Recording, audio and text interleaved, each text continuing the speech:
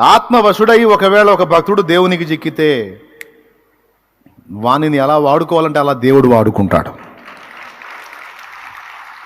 యెహెజ్కేలు ఆత్మవశుడయ్యాడు, ఫిలిప్పు ఆత్మవశుడయ్యాడు, Stephen పరిశుద్ధ ఆత్మతో నిండుకొనిన వ్యక్తి. ఫిలిప్పు పరిశుద్ధ ఆత్మతో నిండుకున్న వ్యక్తి. పరిశుద్ధాత్మ చేత నింపబడినటువంటి వ్యక్తులు ఆత్మపూర్ణులైన వాళ్ళు ఆత్మవశులు అవుతారు. పద్మాసు ద్వీపమున పరవాసినై ఉండగా ప్రభువు దినమందు నేను పరవశుడనై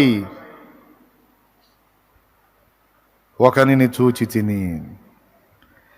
చూడండి, పద్మాసు ద్వీపమున పరవాసిని అన్నాడు, ప్రభువు దినమందు పరవశుణ్ణి అన్నాడు. చదువు ప్రకటన గ్రంథం 1వ అధ్యాయం. ధన్మన్ రాయ్. యేసుక్రీస్తు తన దాసులకు కనపరచుటకు దేవుడు ఆయనకు అనుగ్రహించిన ప్రత్యక్షత. మొట్టమొదటి నుంచి వచ్చావా? అవసరం లేదు, నేను చూపిస్తాను. కరెక్ట్గా వచనం చదువు. 9వ వచనం నుంచి చదువు.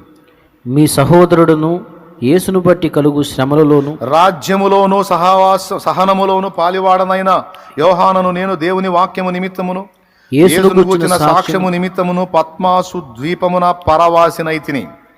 ప్రభు దినమందు ఆత్మవశుడనై ఉండగా. దేవునికి స్తోత్రం. ఏ వశుడయ్యాడట? ఆత్మవశుడు. యెహెజ్కేలు ఏ వశుడయ్యాడు? ఆ మెట్టు సాధన చేయాల. అది మన ముందున్నటువంటి ఒక గొప్ప అంతస్తు. ఇప్పుడు వాడుకోవాలా. ఎక్కలేని ఎతైన కొండ. సగమేమో ఆత్మ, దేవుని ఆత్మ, సగమేమో లౌకికాత్మ కాదు నాయన. సంపూర్ణముగా నీ ఆత్మతో నింపబడి ఆత్మవశుడనై ఆత్మవశురాలినై నీ చేతిలో వాడబడటం ఒక ధన్యకరమైన జీవిత అనుభవం. నాకు దయచేయమని కోరాలి. ఈ కోరికలో 2 స్టేర్ల బిల్డింగు, 3 ఎకరాల పొలం, 70 లక్షల అప్పు. దేవుని ఆత్మ నిన్ను వశపరుచుకుంటే ఇవన్నీ ఏముంటాయి?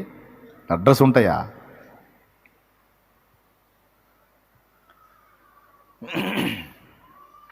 వెగటు గలిగే ఈ లోకమేగా, ఆశ కలిగే నీతో నుండగా.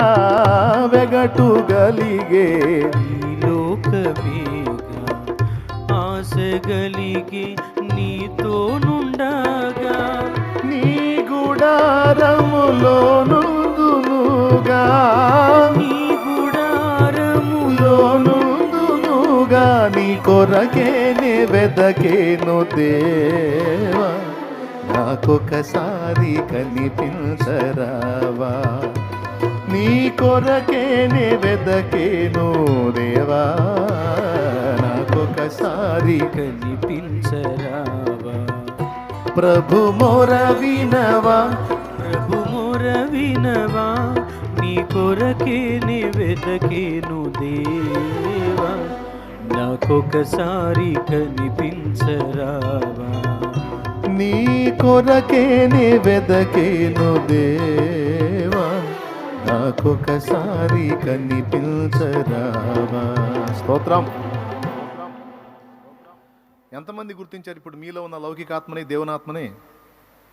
సగం అటు సగం ఇటు ఉంటే సగం లౌకికాత్మ పనిచేస్తే లోకాత్మ. లౌకికాత్మ అంటే లోకాత్మ, సగం దేవునాత్మ. ఈ రెండు మీలో ఉనికి కలిగి ఉన్నట్టు ఎంతమంది గుర్తించారు? చేతులు ఎత్తండి. కొంతమంది చేతులు ఎత్తలా. ఏమమ్మా అచ్చంగా దేవుని ఆత్మ వశంలో ఉన్నావా? ఈ జూమ్లో కనపడుతున్నాళ్ళు. ఖచ్చితంగా ఒప్పుకొని తీరాల్సిందే. కొంతమందిలో ఎక్కడో కొంతమందిలో మాత్రమే పూర్తిగా పరిశుద్ధాత్మ నింపబడిన అనుభవం, ఆత్మవశులైన అనుభవం కనపడుతుంది. పెక్కు శాతం సగం లౌకికాత్మ, సగం దేవునాత్మ. పావు దేవునాత్మ, 3 భాగాలు లౌకికాత్మ, 3 భాగాలు దేవునాత్మ, 1 భాగం. ఇక్కడ సాధన ఏంటంటే లౌకికాత్మకు అసలు స్థానం లేకుండా పూర్తిగా దేవుని ఆత్మతో నింపబడండి అన్నాడు. దీనికి మద్యపానిని, మద్యాన్ని చూపించాడు. తాగుబోతుని చూడండి, ఇంక దేనికన్నా స్థానం ఇచ్చాడు. అంత భయంకరమైన కరోనాలో సైతం అంత భయంకరమైన కరోనాలో సైతం మాస్కులు గీసుకులు కూడా పక్కన పెట్టి తెగబడి క్యూలో నిలబడ్డాడు. ఏం కరోనా వచ్చి సచ్చిందిరా నాయనా మా పేడానికి. ఒక్కొక్కడు 4 సీసాలు 5 సీసాలు, ఒక్కొక్కడు బాక్స్ తీసుకొని, ఒక్కొక్కడైతే వాడికి ఆ బాక్స్ దొరికిందని ఎగురుతున్నాడు. వాళ్ళు ఎంత జాగ్రత్త పడ్డారో చూసారో మీరు. ఇప్పుడు కూడా నెట్లో కొడితే వస్తుంది ఆ కరోనా కష్టకాలంలో తాగుబోతులు ఎంత క్యూ ఉందో. సీసా కోసం పొద్దున పోతే సాయంత్రం అందింది ఒకటి సీసా. ఆ సాయంత్రం అందుకున్న సీసాని ఎత్తున పెట్టుకుని ఎగురుతూ వచ్చాడు ఒకడు. సాధించాను మొత్తానికని.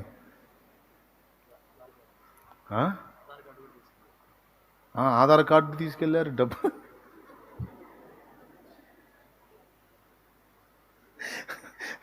ఏం పిచ్చి అంటే వాడు అందులో ఉన్నవాడికి తెలిసిద్ది ఆనందం, మనకేం తెలిసిద్ది. అంతే బాధ. ఎంత ఎందుకు మందు అంటే ఇక రెండు. ఇక నీవు తప్ప నాకు ఈ లోకంలో ఎవరున్నారమ్మా, మందు. నీకు తప్ప నాలో ఎవరికి చోటే లేదమ్మా, మందు. అట్ట పాడాడు వాడు పాట. ఇప్పుడు మన పాట, నీవు తప్ప నాకు ఈ లోకంలో ఎవరున్నారయ్యా, నీకు తప్ప నాలో ఎవరికి చోటే లేదయ్యా, నీవు తప్ప నాకు ఈ లోకంలో ఎవరున్నారయ్యా, నీకు తప్ప నాలో ఎవరికి చోటే లేదయ్యా. దావీదు కుమారుడా నన్ను దాటిపోకయ్యా, నజరేతువాడ నన్ను విడిచిపోకయ్యా. దావీదు కుమారుడా నన్ను దాటిపోకయ్యా, నజరేతువాడ నన్ను విడిచిపోకయ్యా, నీవు తప్ప నాకు ఈ లోకంలో నీకు తప్ప నాలో ఎవరికి. దేవునికి మహిమ. అది నిజంగా మన ఒరిజినల్ అయి ఉండాలి, ఏదో పెదాలతో పాడటం కాదు. లోపల ఇంకా చాలా సరుకు పెట్టుకొని నీకు తప్ప నాలో ఎవరికి చోటే లేదండి ఆయన. నువ్వు అబద్ధం ఆడట్లేదు కానీ అబద్ధం పాడుతున్నావు అంటాడు ఆయన.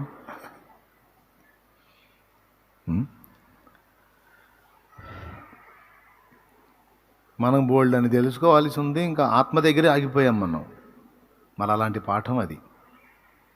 సో మనం నింపబడవలసింది దేవుని పరిశుద్ధాత్మతో. సగం లౌకికాత్మను కలిగి సగం సరుకులు కలిగి ఉండి ఎట్లా అండి? అందుకే అంటాడు, నీవు ఖాళీ అయ్యే కొద్దీ నేను నింపుతా. నువ్వు చాలా బిజీ ఉన్నావు సుమా, నువ్వు ఖాళీ అవ్వాలి. లోపల చాలా సరుకులు ఉన్నాయి నీకు. కొంతమంది డబ్బుతో నింపుకొని ఉంటారు, కొంతమంది లోక ఆశలతో నింపుకుంటారు, కొంతమంది తాము ఇష్టపడే వ్యక్తులతో నింపుకొని ఉంటారు, కొంతమంది తాము ఛాలెంజీలతో నింపుకొని ఉంటారు. ఇక్కడ దేవుని ఆలోచనలకు తావులేదు, ఏదో అరాకొర ఎక్కువ శాతం వీటితోనే నింపేసుకొని ఉంటారు. కొంతమంది అహంతో నింపేసుకొని ఉంటారు, రకరకాల వాటిలతో, కొంతమంది వస్తువులతో నింపుకొని ఉంటారు.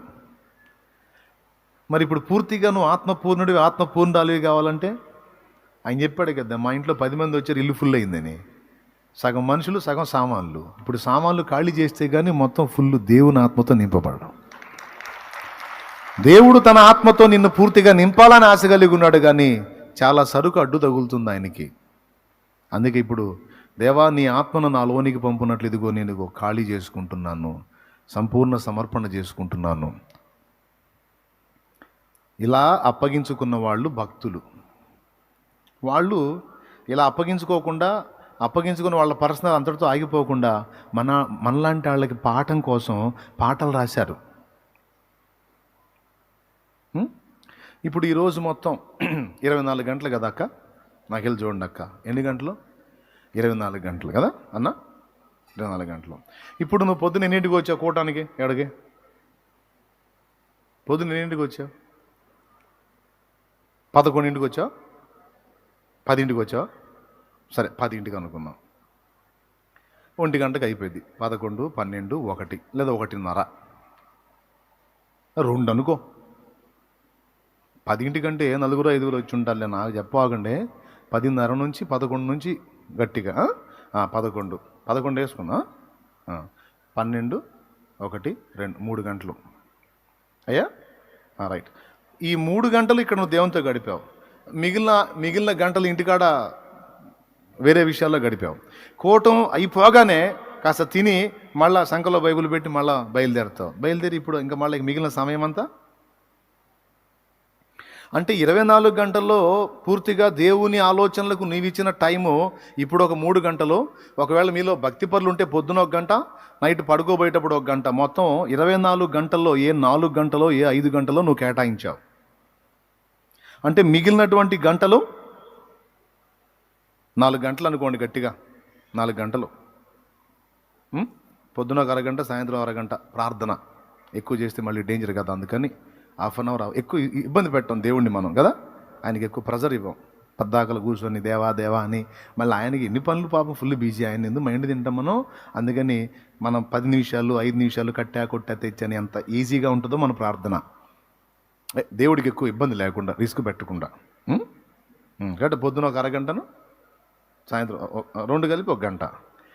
పోతే ఇప్పుడు కూటం 3 గంటలు, మొత్తం 4 గంటలు. 24 గంటలు 4 పోతే ఇంకెన్ని గంటలు ఉంది? 20 గంటలు. అంటే రోజును 4 భాగాలు చేస్తే ఒక భాగం కూడా పూర్తిగా దేవుని కేటాయించబడాల. 3 భాగాలు మనం లౌకిక ఆత్మకి లోక సంబంధమైన పరిస్థితి. మరి బతకాలి కదా, ఈ శరీరాన్ని పోషించుకోవాలి కదా. తప్పంటల్లా నేను పరాకాష్ట అంటే ఓ భక్తుడు అన్నాడు, దినములో 1 భాగమో సగభాగమో పావు భాగమో గంటలో నిమిషాలో కాదయ్యా, నా దినములు తీసుకో, నా క్షణములు కూడా తీసుకోమన్నాడు. అంటే దినములు క్షణములు సైతం నిన్ను వదిలి ఉండకూడదు. అన్ని నీలో ఉండాలి, నీతో ఉండాలి, నీలో ఖర్చు అయిపోవాలి. ఇది తనువు నాదిదిగో గై కొనుమియో ప్రభువాని పనికి ప్రతిష్ఠించుమీ. తనువు నాదిదిగో గై కొనుమియో ప్రభువాని పనికి ప్రతిష్ఠించుమీ. దినములు క్షణములు తీసుకొని అవి నీదు వినతిన్ ప్రవహింపజేయను శక్తి నీయోమి. తనువు నాదిదిగో గై కొనుమియో ప్రభువాని పనికి ప్రతిష్ఠించుమీ. ఇలాగ దేవునికి తను సంపూర్ణ సమర్పణ చేసుకున్న భక్తులు ఇక ఒంటిగా లేరు. లక్షల మందిని ప్రభావితం చేశారు, తరతరములకు దీవెనగా ఉన్నారు. అది ఇక్కడ రహస్యం. నువ్వు బాగా డబ్బు సంపాదించి, బాగా పైసలు కమాయించి, మంచి ఇల్లు కట్టి, మంచిగా ప్లేస్ కొని, అపార్ట్మెంట్ కొని, అది కొని ఇది కొని తిప్పలు పడి సాధిస్తే నీకు, నీ ఫ్యామిలీకి, నీ వల్ల బతికే నలుగురికి, 10 మందికి, 20 మందికి, 100 మందికి మంచిదే లాభం. నీవు నీ జీవితాన్ని సంపూర్ణ సమర్పణ చేసుకొని దేవుని చేతికి అప్పగించుకొని ఆత్మ వశురాలి అయితే నీ జీవితం నీ ఒక కుటుంబానికి 4 కుటుంబాలకు కాదు, అది ఎన్ని కుటుంబాలకి దీవెన ఉంటుందో, ఎన్ని తరాలకు ఆశీర్వాదం ఉంటుందో ఇప్పుడు భక్తులు సేవా ఫలాలు మీరు చూస్తే మీకు అర్థమైద్ది. ఆ భక్తులు సేవ చేసిన ప్రదేశాల్లోకి వెళ్ళి వాళ్ళ సేవా ఫలం ఆనాడు వారు మొదలుపెట్టి ఆరంభించిన ఆ ప్రయాణం, దాని కొనసాగింపు తర్వాత చూసినప్పుడు అబ్బా, ఒకడు దేవునికి తాను అప్పగించుకుంటే కదా ఇంత ఫలం. ఒక భక్తిపరుడు తాను దేవునికి అప్పజెప్పుకుంటే ఇంత ఫలం. నాకు ఛాలెంజ్, దేవుడు నాకు ఆ భక్తుల్ని చూపించి మాట్లాడాడు. ఇదిగో ఒక దేవదాసు నాకు తాను అప్పగించుకున్నందున ఇదిగో ఎంతమంది దీవించబడ్డారో చూడు. ఆయన ఉన్న తరములోను, తరువాతి తరములోను, తర్వాతి తరాల్లో కూడా ఎంతమందికి దీవెనకరమయ్యాడో చూడు. నా కుమారుడా, నువ్వు నాకు అలాగా అందుబాటులోకి రాగలిగితే, నా వశానికి నువ్వు అప్పగించుకోగలిగితే, నువ్వు ఏ స్థాయిలో అప్పగించుకుంటావో ఆ స్థాయిలో వాడుకుంటాను. ఆ స్థాయిలో ప్రజలు నీ వలన దీవించబడేటట్టు నిన్ను అలాగా ఒక మధ్య సాధనంగా వాడుకుంటాను అనేది దేవుడు నాకు తేటపరిచి. ఒక భక్తిపరుడు సంపూర్ణ సమర్పణ చేసుకొని నీ ఆలోచన చొప్పున నడుస్తానయ్యా అని ఏదో మాటలు చెప్పటం కాకుండా నిజంగానే అలా ప్రయాణం చేసినందుకు తరతరాలకు దీవెనకరమయ్యారు. అందుకే వాళ్ళు పాటలు అయ్యే చెప్పారు, హద్దులే నాటి లోకాశల అవివేకినై కొడియాడితి, మొద్దులతో నింక కూటమి, మొద్దులతో నింక కూటమి.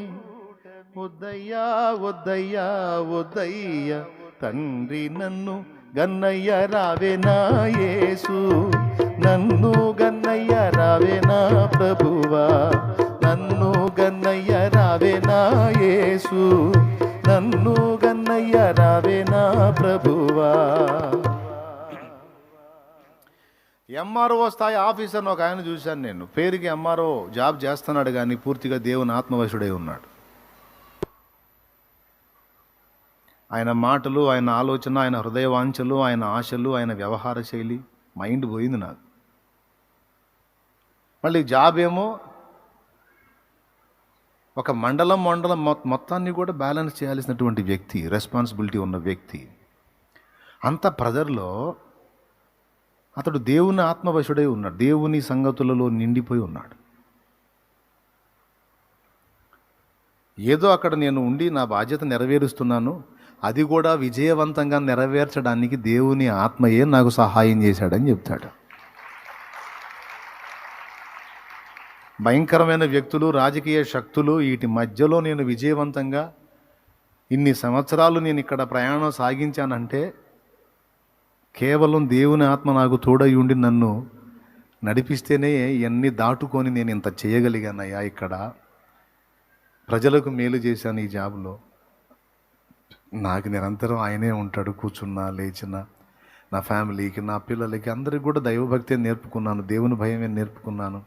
ఇంట బయట ఎక్కడున్నా, కూర్చున్నా లేచినా, అధికారుల దగ్గరికి వెళ్ళినా రాజీ పడను. అధికారులు కొంతమంది విగ్రహార్పితం తెచ్చి తీసుకో అంటారు, నేను చెప్పేస్తాను సార్, నేను దాన్ని లైక్ చేయను, పర్లేదు మీరు తీసుకోండి, నాకు వద్దంట. ఒకటి 2 సార్లు చూసిన తర్వాత అతను తినాలి వదిలేసేయండి అన్నాడు. అలాగే ఎక్కడ కూడా నేను రాజీ పడలేదయ్యా, జాగ్రత్తగా నన్ను నేను కాచుకున్నాను. అంటే ఇప్పుడు మీకు డౌట్ వచ్చింది, అందుకని వర్క్ చేసే వ్యక్తిని కూడా చూపిస్తున్నా. అయ్యా ముంగమూరు దేవదాస్ అయ్యగారిలాగా మేము సమర్పణ చేసుకోవడానికి మాకేమి లేకుండా ఏమైనా ఉన్నాం అయింది, ఏమి లేవు. మాకు ఇల్లు, సంసారం, కుటుంబం, పిల్లలు, పనులు, బతుకుదెరు, పొట్టతిప్పులు బోల్డ్ అని ఉన్నాయి. ఇన్నుండి మేము ఎట్లా అంటే అందుకు చెప్తున్నా, ఒక ఎంఆర్ఓ స్థాయి అధికారి ఆ జాబ్ చేస్తూనే దేవుని ఆత్మ వశములో ఉండి ఆత్మపూర్ణుడై దైవిక స్పర్శ కలిగి ఉండగలిగినప్పుడు నువ్వెందుకు ఉండలేవు? ఇకపోతే నేను భయంకరమైన చాకిరి పెట్టుకొని ఒక కార్ఖానా ఏర్పాటు చేసుకొని నేను విస్తారమైన పని కలిగి ఉండి కూడా నేను ఆయన ఆలోచనలో, ఆయన తలంపుల్లో, ఆయన ధ్యాసలో, ధ్యానంలో నేను గడపగలిగాను. మీకు ఒక మాట చెబుతా, కలిగిన వానికి ఇయ్యబడును, లేని వానికి ఉన్నది కూడా అన్నాడు.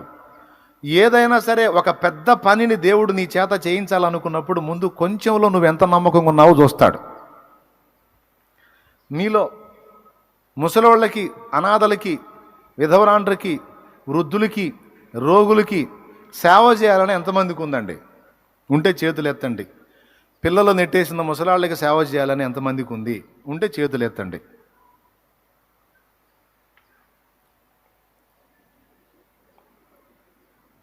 సగం సగం కాదు, చేతులు ఎత్తండి.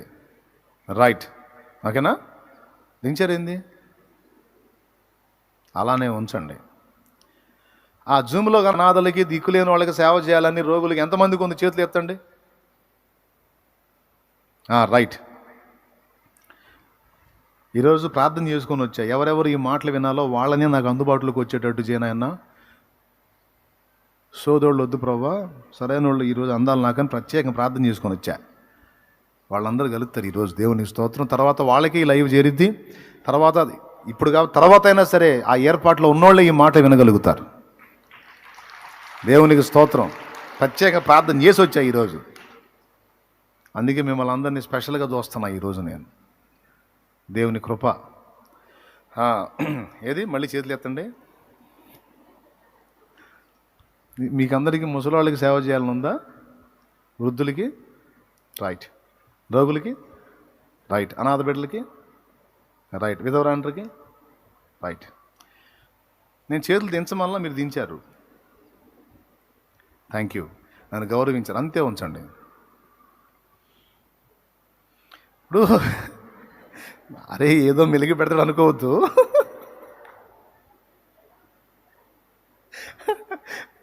పర్లేదు, నేను మిమ్మల్ని అవమానపరచను. ఒక ప్రశ్న అలానే ఉంచండి. ఒక ప్రశ్న,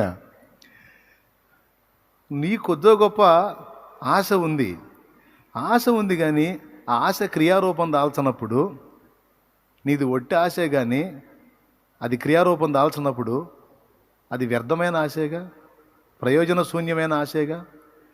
ఎందుకో చెబుతున్నా, ఇంతమంది చేతులు ఎత్తారు కదా, మందిరంలో ముసలోళ్ళు ఉన్నారు. ఉదాహరణకి ఒక 20 మంది ముసలోళ్ళు ఉన్నారు. ఏనాడన్నా వచ్చి అంత పెద్ద నువ్వే బిర్యానీలు పెట్టవసలు అంత పులిహారం వండుకొచ్చి పెట్టే వాళ్ళకి ఏమమ్మా వదిలే, సరే ఉప్మా మరీ చాకిరి ఉండదు, నీళ్లు పోసి నూనె వేసి ఉప్పేసి అసలు తాలింపేసి ఆ బొంబాయి రవ్వ అంత పోతే అదే ఉప్మా. నేను కూడా చేస్తా.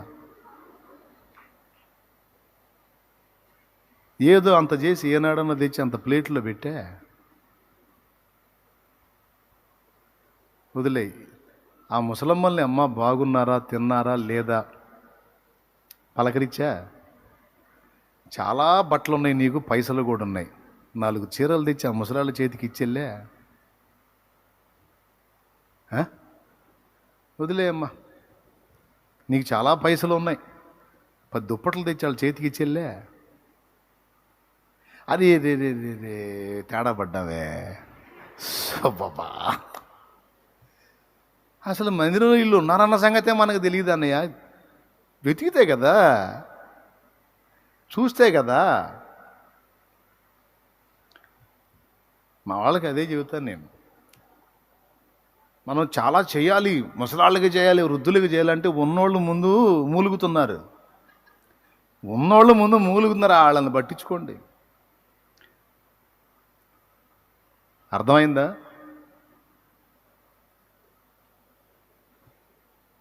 నేనే గమనించాను కదా. ఇప్పుడు నేను ఈ బలిపీఠ మీద ఉండి కొన్ని మాటలు మాట్లాడతా, చూసేవాడికి అవి కోతల్లాగా ఉంటాయి. కోతలు కాదు, దేవుని అందరి విశ్వాసాన్ని బట్టి గట్టి కోతలే. అవి కోతలు కాదు, కోతలే. కానీ ఆ కూతలు కూసి కూడా నేను ఎందుకు బ్రేక్ అయ్యానో తెలుసా? ప్రతి జిల్లాలో కొంతమంది ముసలి వాళ్ళని ఆదరించడానికి, దిక్కులేని వాళ్ళని ఆదరించడానికి ఒక ఏర్పాటు చేయాలని ఒకనాడు నేను అన్న మాట మీకు గుర్తుందో లేదో నాకు గుర్తుంది. ప్రతి జిల్లాలో ఒకటి స్థాపించాలని నా ఆశ వ్యక్తం చేశా. స్పిరిచువల్ సర్వీసే కాదు, సోషల్ సర్వీస్ కూడా మనం చేయాలి. ఎందుకంటే బైబిల్ 2 చెప్పింది. ఒక వ్యక్తికి ఆధ్యాత్మిక ఆకలి తీర్చడమే కాదు, భౌతిక ఆకలి తీర్చడం కూడా దేవుని వాక్యంలో రాయబడి ఉంది. నీ సహోదరుడు అప్పటికి ఆహారానికి లేక నీ దగ్గరికి వచ్చినప్పుడు రమ్ము, చలిగాచుకొనుము అనటం కాదు, ముందు వాడికి ఆహారం పెట్టడం కదా దేవుని ప్రేమ అని యాకోబు 2లో చెప్పాడు. యాకోబు 1:27 తండ్రి అయిన దేవుని ఎదుట నిష్కళంకమైన పవిత్రమైన భక్తి ఏదనగా దిక్కులేని పిల్లలను, విధవరాండ్రను వారి ఇబ్బందిలో పరామర్శించుటయు, ఇహలోక మాలిన్యము తన కంటకుండా తన్ను తాను కాపాడుకునుటయునే. ఏమర్థమైంది?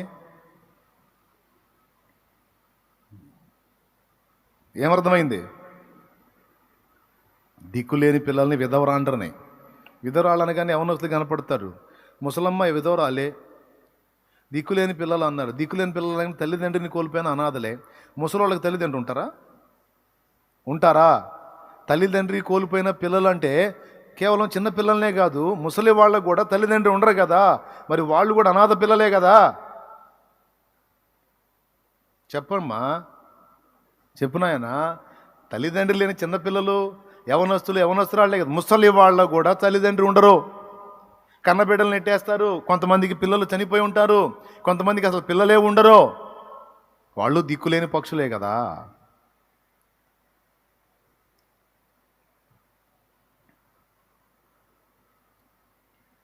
నేను ఏదన్నా ఒక పదార్థం తింటున్నప్పుడు నాకు వాళ్ళు గుర్తొస్తారు. నా ఇంట్లో కూర్చొని నేను ఈ పదార్థం తింటున్నాను, వాళ్ళకి ఎవరు పెడతారు? నేను వెచ్చగా దుప్పటి కప్పుకొని పండుకున్నప్పుడు నాకు వాళ్ళు గుర్తొస్తారు. ఈ చక్కటి గదిలో నేను వెచ్చగా దుప్పటి కప్పుకొని పండుకున్నాను, చలి గాలి ఎండ వాన రాకుండా. మరి వాళ్ళు ఎలా ఉండగలరు అక్కడ? వాళ్ళకి నేను ఏం చేయగలను? నేనే టెస్ట్ చేస్తా. దేవుడు ఎందుకు చేయడు? కలిగిన వానికి ఇవ్వబడింది, లేని వానికి ఉన్నది కూడా తీసేయబడిందని. మనోళ్ళు అంటారు నా దగ్గరికి వచ్చి, మా వాళ్ళు కొంతమంది, మనం వృద్ధులకు సేవ చేయాలి అంటారు. ఉన్నోళ్ళని ఏడవండి ముందు అంటాను నేను. ఉన్నోళ్ళని ఏడవండి ముందు.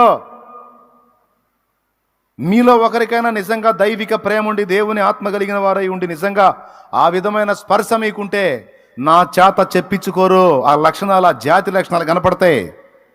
నువ్వు ఆగమని ఆగవు, సేవ చేస్తూ ఉంటావు, దీనుల్ని కనికరిస్తావు, పేదలకు చేయి జాపుతావు, దిక్కులేని వారిని ఆదరిస్తావు. అది దేవుని ఆత్మ సంబంధుల లక్షణం. అది నేను చెబితే వచ్చేది కాదు, అది లక్షణం, జాతి లక్షణం కనపడుతుంటుంది. నమ్మకంగా చేతులు ఎత్తిపిచ్చి ఇట్లా బుక్ చేస్తాం మమ్మల్ని అనుకోవద్దు. ఆశలు ఉంటాం కాదు, ఆశల్ని నెరవేర్చాలంటే దేవుడు ముందు అందుబాటులో ఉన్న వాళ్ళకి చేశావా? నువ్వు అన్నావు రోగులకు సేవ చేయాలని, నీ తల్లిదండ్రుల్ని, అత్తమామల్ని పట్టించుకుంటా. ఎక్కడో బయట వాళ్ళకి దానాలు ధర్మాలు చేయడానికి ముందు ఇంట్లో వాళ్ళకి కూడలేదు చూడు, ఇంట్లో వాళ్ళకి లేదు చూడు. ఇంట చేసే న్యాయం ఇంట చేయాలి, బయట చేసే న్యాయం బయట చేయాలి. ఏమనుకోవాకండి, ఉన్న సంగతి ఉన్నదంటే మొహం అని మాట్లాడతాను నేను. తర్వాత మీరు నన్ను తిట్టుకుంటే తిట్టుకున్నారు ఏమన్నా అనుకోండి, పర్వాలేదు. ఎవరికైనా నేను అదే పరిశీలిస్తాను. నేనే ధైర్యం చేయలేకపోయా. లేకపోతే ఇప్పటికే కొన్ని చోట్ల బ్రాంచులు వచ్చాయి. అయితే ఓల్డ్ ఏజ్ హోమ్ స్టార్ట్ చేసేవాడిని.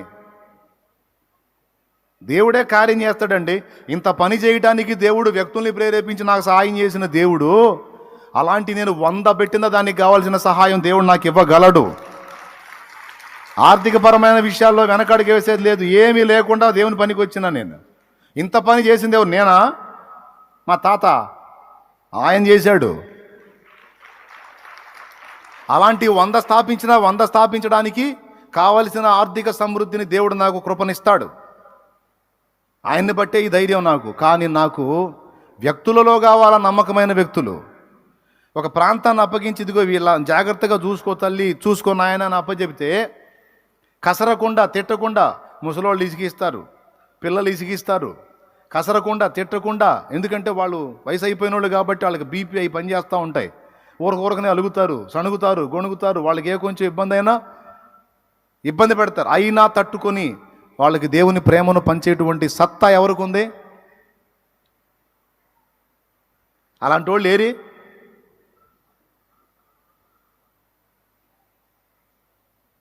అలాంటి ఆసక్తి కనపరిచిన వాళ్ళు ఏరి? ఎవరో ఒకరిద్దరు తప్ప ఇంతవరకు సరిగ్గా తగల్లా నాకు. అలాంటి వాళ్ళు కనీసం ఒక్కొక్క ప్రాంతానికి ఒక్కొక్కరు అలాంటి వాళ్ళు సమర్పణ కలిగిన వాళ్ళు ఒకళ్ళు ఉంటే ఆ ఒక్కళ్ళని ఆధారం చేసుకొని ఒక చోట ఒక బ్రాంచ్నే స్టార్ట్ చేయొచ్చు. దిక్కులేని వాళ్ళకి, అనాథలకి, వృద్ధులకి అంతా ఆహారం పెట్టి ఏర్పాటు చేయొచ్చు. కానీ ముందు ఇక్కడ ఉన్న వాళ్ళలో ఈ వీళ్ళని ఆదరించే వాళ్ళు ఎంతమంది, వాళ్ళ విషయంలో ఆసక్తిగా కష్టపడే వాళ్ళు ఎంతమంది అనేది నేను గమనిస్తున్నా. ఇక్కడే కరెక్ట్గా చేసే పొజిషన్ లేనప్పుడు ఇంకెక్కడన్నా స్టార్ట్ చేస్తే అక్కడ కరెక్ట్గా జరగకపోతే అవమానం ఎవరికే? అందుకే దేవునికి ప్రార్థన చేశా, అలాంటి సేవా దృక్పథం కలిగినటువంటి యథార్థవంతులు, భక్తిపరులు, ఆత్మ సంబంధులు, నిజంగా దేవుని ప్రేమతో నిండుకున్న వాళ్ళు ఎవరైనా ఉంటే అలాంటి వాళ్ళు నాకు దొరికిన నాడు ఆ పని నేను పూనుకుంటా దేవా నీకు వందనాలని ప్రార్థన చేసుకుని అట్ట ఆగా. ఇదైపోయేవాళ్ళు కాదు, నిజంగా భారం కలిగిన వాళ్ళు కావాలి. రైటా రాంగా? పట్టు పట్టారాదు, పట్టి విడువరాదు, పట్టనేని బిగియ పట్టవలను, పట్టి విడుచుట కంటే పడి తచ్చుటే మేలు విశ్వదాయవరాం వినరు వేమన్నాడు. మనం ఏమన్నా భలే అవమానం కలిగింది అనుకోకండి. ఇప్పుడు ముసలాళ్ళ పంట బండిద్ది ఈ వారం రోజులు నాకు తెలుసు. దేవునికి స్తోత్రం. వాళ్ళు వద్దు అన్నా సరే ముక్కులో నోట్లో కూడా గుక్కిపోతారు నాకు తెలుసు. స్తోత్రం, హల్లెలూయా, హల్లెలూయా. నేను చెబితే కొంతమంది ఇప్పుడు ఆ పని కూడా చేయొచ్చు. ఇప్పుడు అన్న చెప్పగానే మనం చేసామనుకో, నేను చెప్పాను మీరు చేశారని పుడతాడు మళ్ళీ. వద్దులు ఇప్పుడు కాదు, తర్వాత చేద్దామని సర్దుకునే వాళ్ళు ఉన్నారు. తర్వాత చేద్దరు, కనీసం ఇప్పుడు చెప్పినాకన్నా చేయండి అమ్మా, మీకు దండం పెడతా. పువ్వు పుట్టగానే పరిమళిస్తుందని మదర్ తెరీసా లైఫ్ చదివినప్పుడు ఆమె మన తెలుగు స్టడీలో మదర్ తెరీసాది ఒక స్టోరీ వచ్చింది నేను చదివేటప్పుడు. మరి అప్పుడు చదివిన వాళ్ళు ఎవరికైనా గుర్తుందా? మన తెలుగు పాఠ్య పుస్తకంలో మదర్ తెరీసా స్టోరీ వచ్చింది. ఎంతమంది గుర్తుంది? Thank you. అది మీరు నాతో కూడా చదివిన వాళ్ళు అన్నమాట. మదర్ తెరీసా లైఫ్ స్టోరీ వచ్చింది, చూసామమ్మా. అందులో ఈ మాట రాసి ఉంటుంది, పువ్వు పుట్టగానే పరిమళిస్తుంది అన్న మాట మదర్ తెరీసా జీవితంలో అక్షరాలా నెరవేరింది. ఆమె యుగస్లేవియా దేశస్థురాలు, ఆగ్నెస్ గోన్సా బోజాక్షో అనే పేరు కలిగిన ఆమె పసిప్రాయం నుంచి కూడా ఇలాంటి సేవా దృక్పథం కలిగి ఉంది. స్కూల్కి ఆలస్యంగా పోయి టీచర్ చేత తన్నులింది. తర్వాత చెప్పింది, ఎందుకమ్మా నువ్వు లేట్ అయిందంటే, ఇట్లా వచ్చే దారిలో ఇట్లా ఒక ఆమె ఇట్లా ఇబ్బంది పడతా ఉంది, హెల్ప్ చేయడానికి టైం పట్టింది, సేవ్ చేసి వచ్చాను అంటే. అది ఈ మాట ముందే చెప్పొచ్చు కదా. ఎంతోమంది రోడ్డు మీద వస్తా పోతా ఉంటే వాళ్ళు ఎవరికి లేని చింత నీకెందుకంటే, నేను దాటి రాలేకపోయాను అంటది. పసిగుండె, ఆ గుండెలో దేవుని ప్రేమ నిండుంది.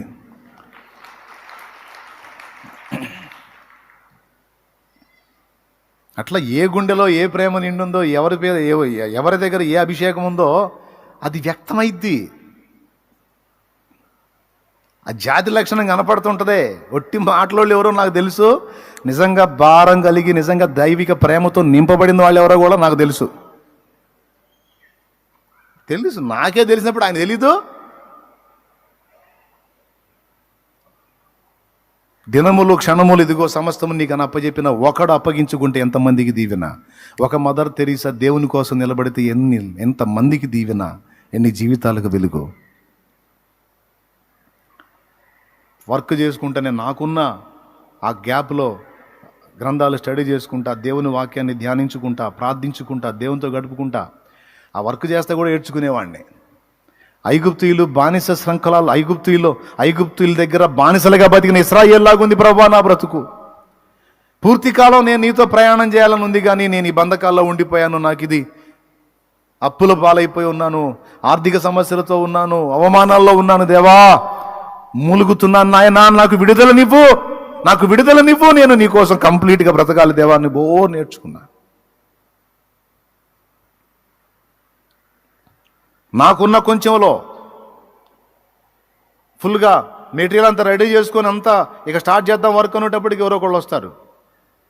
పర్వాలేదు దెబ్బా తర్వాత పోసుకుందామని దాన్ని అంతా అక్కడ పడేసి వెళ్ళి ఆత్మకు సువార్త చెప్పి ఆ వ్యక్తిని దేవుని కొరకు ఒప్పించి ప్రార్థన చేసి ఆ వ్యక్తిని పంపించి టైంలో అవ్వాల్సింది పెందల కాడ స్టార్ట్ చేస్తే నడినీతికి ఎండ వచ్చేటప్పటికి వర్క్ అంతా కంప్లీట్ అయిపోయింది. మరేం చేద్దాం, ఒకటి దగ్గరికి పోతే పరిస్థితి టైం అంతా వాడి వశంలో ఉంటుంది. ఒక కుటీర పరిశ్రమలాగా నేను ఏర్పాటు చేస్తున్నాను అనుకో, టైం నా చేతిలో ఉంటుంది, నా ఇష్టం వచ్చినప్పుడు చేసుకుంటా, అవసరమైతే మధ్యరాత్రి చేసుకుంటా. అందుకని వచ్చినంతే వచ్చి దాన్ని కుటీర పరిశ్రమ ఒకటి స్థాపించి దాన్ని చేసుకుంటా, వచ్చిన వాళ్ళకి దేవుని గురించి ప్రకటించుకుంటా, నాకున్న కొంచెం గ్యాప్లో దేవుని పని చేసుకుంటా నేను ముందుకు సాగాను. ఒకనాటికి దేవుడు కంప్లీట్గా దాని అంతటిని పక్కన పెట్టించి పూర్తి కాలపు సేవ చేయడానికి నాకు ఆయన కృపనిచ్చాడు. ఇది నా లైఫ్. నాకున్న దానిలోనే ఆసక్తి వ్యక్తమైంది. ఆసక్తిని బట్టి పూర్తి స్వేచ్ఛనిచ్చి లైన్లో విధించాడు. ఈరోజు నీకున్న కొద్దిపాటి గ్యాప్లో నువ్వు ఎంతో చేయొచ్చు దేవుని కోసం. ఒక మద్యపాని ఎప్పుడు దాని గురించిన ఆలోచనే నిండి ఉన్నట్టు, ఒక దేవుని ఆత్మ సంబంధం ఎప్పుడు దేవుని గురించిన ఆలోచనలతో నిండి ఉంటాడు. వాడు ఆత్మపూర్ణుడు, ఆమె ఆత్మపూర్ణురాలు. సహోదరుడా సహోదరి, నీవు ఆత్మపూర్ణురాలవై ఆత్మపూర్ణుడై ఉండాలి నాయన. నువ్వు అమ్మా దాన్ని సాధన చేయాలి. ఆత్మచేత నింపబడి ఉండాలి. మరి ఇంకా దేని చేత నింపబడి ఉండాలి? స్టెఫను గురించి రాస్తుంది, విశ్వాసముతో నిండుకున్నవాడు, జ్ఞానముతో నిండుకున్నవాడు, పరిశుద్ధాత్మతో నిండుకున్నవాడని. దేవుని జ్ఞానముతో నింపబడాలి, దేవుని అందలి విశ్వాసంతో నింపబడి ఉండాలి. టైం లేదు.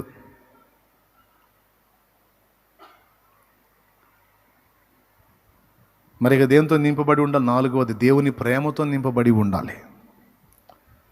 దేవుని ప్రేమ.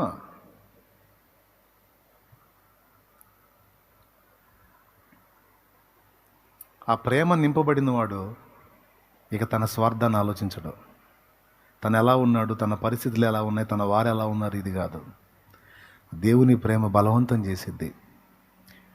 దక్షిణాఫ్రికా దేశానికి పెళ్లి కొడుకులాగా పోయాడు డేవిడ్ లివింగ్స్టన్. పెళ్లి కొడుకులాగా పోయాడు. తిరిగి వస్తే భార్య గుర్తుపట్టలేదట. కొంతమంది చెప్తారు అక్కడ సేవకెళ్ళి అక్కడ మిషనరీ పరిచయం చేసి తిరిగి వస్తే కట్టుకున్న భార్య గుర్తుపట్టలేదట భర్తని. 2 కళ్ళతో పోయాడు, ఒక కన్ను పోయి వచ్చాడు. 2 గోడలు ఇట్లా ఇట్లా కలిగి ఉండిపోయాడు, ఒక గోడ జారిపోయి వచ్చాడు. ఒక కన్ను పోయింది, ఒక గోడ పోయింది. చక్కని ముఖ వర్చస్సుతో పోయాడు, కురూపిలాగా వచ్చేసాడు ఆయన డేవిడ్ లివింగ్స్టన్.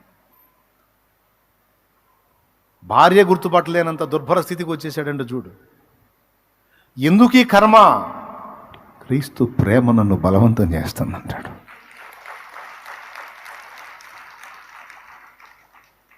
నా దేవుని ప్రేమ ఎరుగని ప్రజలు ఎంతోమంది అజ్ఞానంలో, అంధకారంలో, మూఢ విశ్వాసాల్లో తమ జీవితాలని భౌతికంగా నాశనం చేసుకుంటున్నారు. చచ్చి కూడా నరకానికి వెళ్తున్నారు. వారి ఆత్మలు నశించిపోతున్నాయి.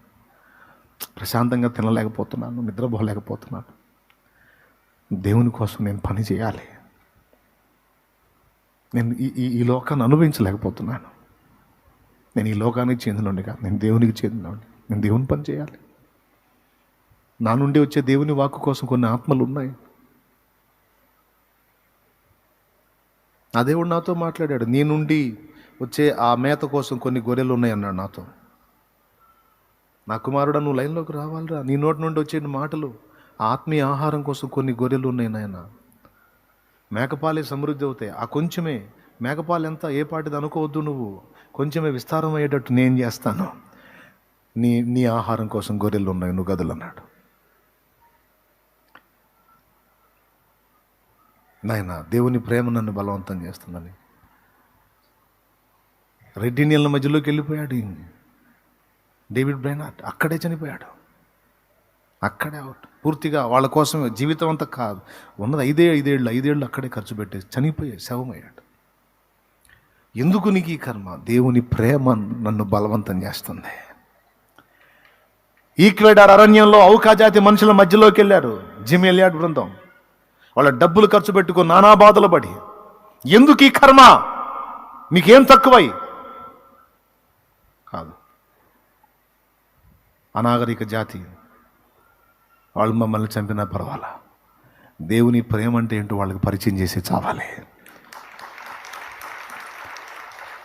వాళ్ళ కోసం పడరాని పాటలల్లో పడి చివరికి అక్కడే హతసాక్షులు అయిపోయారు, చనిపోయారు.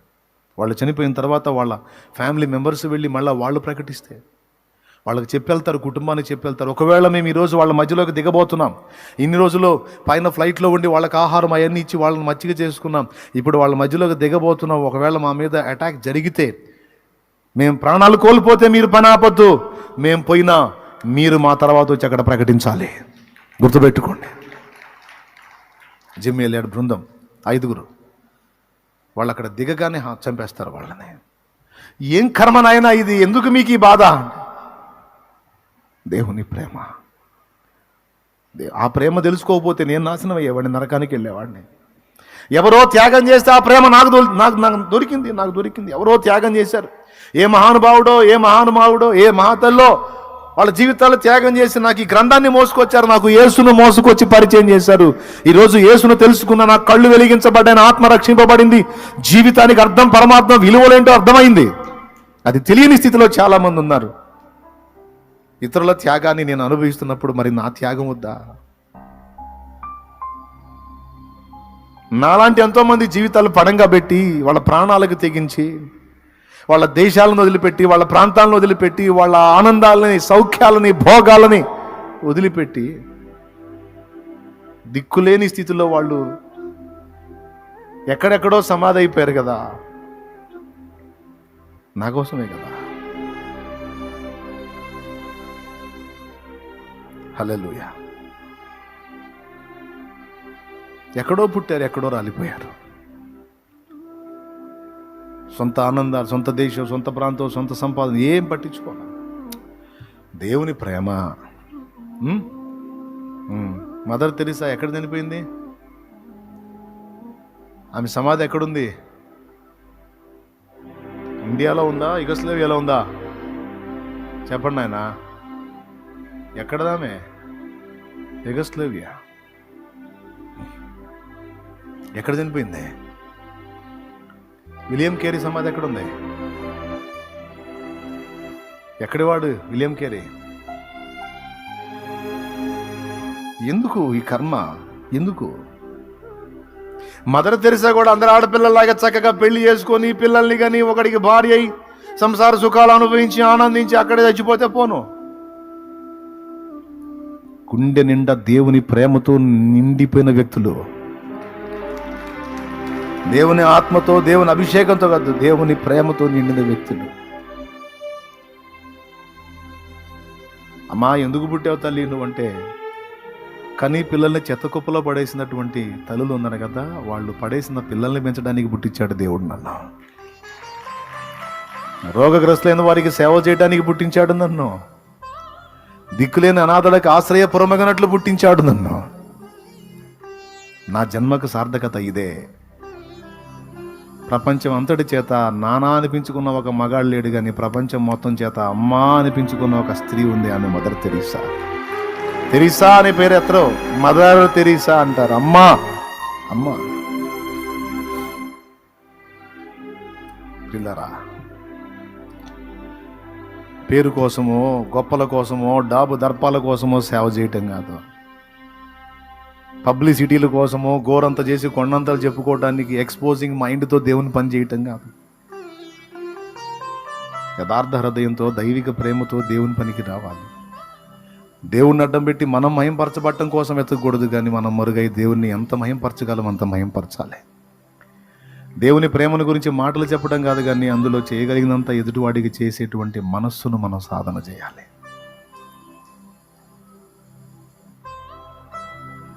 దేవునితో నింపబడినటువంటి వ్యక్తి దేవుని గుండెతో నింపబడతాడు, దేవుని విశ్వాస్యతతో నింపబడతాడు.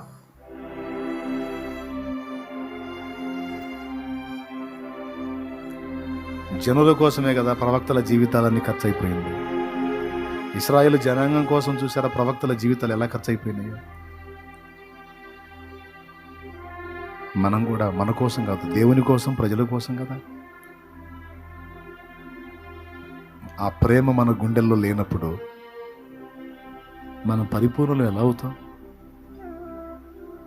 కొద్దిగా ఆలోచించండి. మచ్చుతనలా కొంతమంది, నేను చెప్పింది విలియం కేరీ గారి స్టోరీ చదవండి, మీకు ఇంట్రెస్ట్ ఉంటే బుక్ తెచ్చుకొని చదవండి. చిత్రవధ చేసేది భార్య, ఇంగ్లాండ్ తీసుకెళ్ళని, వద్దు ఇక్కడ అని, పడాల్సిన బాధలన్నీ పడతాడు. బిడ్డల్ని కోల్పోతాడు, ఆమెని కోల్పోతాడు, టోటల్ లైఫ్. ఏమండి అంత దేవుని ప్రేమను బట్టి పంచడానికి వచ్చిన వాడిని దేవుడు ఆదుకోవచ్చుగా అంటారేమో మీరు. ఆదుకుంటాడు, ఏ నొప్పి లేకుండా చేయగలడు. కానీ మరి అలాగా ఆ శ్రమల కొలిమిలో వాళ్ళని కాల్చి మనకు మాదిరి చూపించాడుగా ఈరోజు.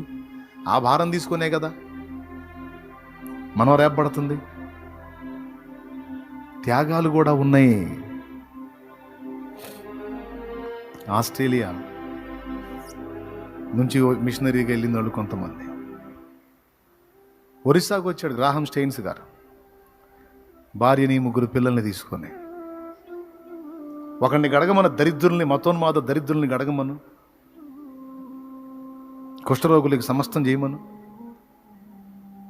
కుష్ఠరోగులకు ఆ పుళ్ళు కడిగి, గాయాలు కడిగి, శుభ్రం చేసి దేవుని ప్రేమను చూపిస్తే ఆయన్ని, ఆయన పిల్లలిద్దరిని కారులో పెట్టి తగలబెట్టారు.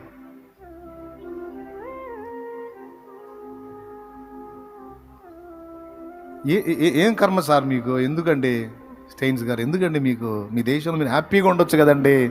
ఎందుకండి మీ డబ్బులు పెట్టి మీ కష్టం ఎందుకండి? ఇండియాలో నశించిపోతున్న ఆత్మల కోసం, ఒరిస్సాలో నశించిపోతున్న ఆత్మల కోసం, ఎవరో త్యాగంతో నేను క్రీస్తుని తెలుసుకున్నాను, నాకు క్రీస్తును పరిచయం చేయడానికి కొంతమంది బలైపోయారు. నేను ఇతరులకు క్రీస్తును పరిచయం చేయటం కోసం అవసరమైతే నేను నా ఇల్లు బలైపోతాను, కానీ దేవుని ప్రేమ మాత్రం పంచకుండా ఉండలే. ఏంది మనం చేస్తుంది? నలుగురు 10 మంది ముసలివాళ్ళని పలకరించిన చరిత్ర లేదు మనకి. అంత గొడ్డ వాళ్ళకి ఇచ్చిన చరిత్ర లేదు, పట్టించుకున్న చరిత్ర లేదు. వైద్యం తెలుసు, వైద్యం చేసిన చరిత్ర లేదు. 2 టాబ్లెట్లు ఇచ్చిన చరిత్ర లేదు. ఏం చేస్తావు నువ్వు సేవ? ఎందుకు ఇస్తాడు నీకు ఆ సేవ? దేవుడు కొంచెంలో నువ్వు ఉన్న ఆసక్తిని చూసి నీకు ఇంకా ఇస్తాడు. అది సోషల్ సర్వీస్ అయినా, స్పిరిచువల్ సర్వీస్ అయినా. లేకపోతే ఎందుకు ఇవ్వాలి? నాకు పెద్ద సంఘం కట్టాలి, అరే బాబు, ముందు చిన్న సంఘంలో నమ్మకంగా పనిచేయి. ఉన్న ఆత్మల్ని ముందు నమ్మకంగా వాళ్ళ కోసం కష్టపడు. వాళ్ళకు కావలసిన మేత, ఆత్మీయ ఆహారం సమృద్ధిగా సిద్ధపరచు. వాళ్ళ సరిగ్గా పెంచు. వాళ్ళ కోసం నువ్వు కష్టపడి త్యాగం చేయి, మాదిరిపు, సరైనటువంటి ఉపదేశం చెయ్యి. వాళ్ళ కోసం కన్నీరు వీడు, ప్రార్థించు, గోజాడు. కొద్ది మందిని అప్పచెప్పాను, వీడు ఎంత మాత్రం కష్టపడుతున్నాడో గమనిస్తాడు. వీడు నమ్మకంగా కష్టపడుతున్నాడని ఆయన అనిపిస్తే ఆ కొద్ది మంది విస్తారం అయ్యేటట్టు చేస్తాడు. నీకు ఆత్మల రక్షణ కార్యం కావాలి కదా, ముందు అప్పచెప్పిన పని నమ్మకంగా చేయను. నాకు అంత సంఘం లేదు, నా చిన్న సంఘమేగా, ఏముందిలే. ఇప్పుడు నేను మాదిరిగా ఉండకపోతే ఏం పోయిందిలే, పెద్ద లోతైన విషయం వాళ్ళకి చెప్పకపోతే ఏం పోయిందిలే, ఏదో ఒకటి చెబుదాంలే. ఇచ్చిన దానిగా దిక్కులేదు. నంబర్ 1 సోమరివి నువ్వు. నీకు ఇంకెక్కడిస్తాడు విస్తారమైన ఆత్మలే. సోదరా, తమ్ముడా, అన్నయ్య, ఏమనుకోకండి. అనుకుంటే అనుకోండి, పర్వాలా.